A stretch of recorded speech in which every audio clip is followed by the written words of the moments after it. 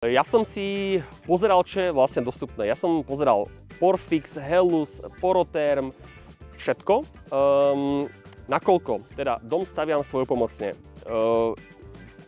Staviam svojpomocne tak, že reálne realizujem ten dom. Ja keď som videl, ako sa ľahko pracuje s tými tehlami, že to je fakt ako Lego.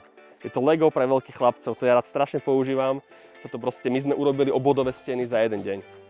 Ja som robil 2 mesiace základovú dosku a hutnil a zavážal a proste potom sme urobili brigádu rodinnú, 10 ľudí prišlo, kotlík kapustnice sa uvaril, bečka piva narazila a o 3:00 po obede sme nemali čo robiť.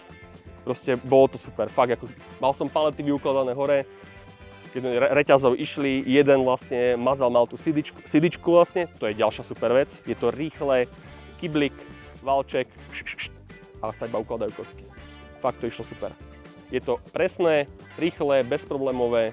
Sem tam vidíte nejakú špárku, to kvôli tomu nechcem sa robiť dorezy na také malinké veci, to sa vyfúkne penou, zamaže potom termomaltou a tak, ale to až keď na to bude čas. Najprv to musíme dostať pod strechu tento rok.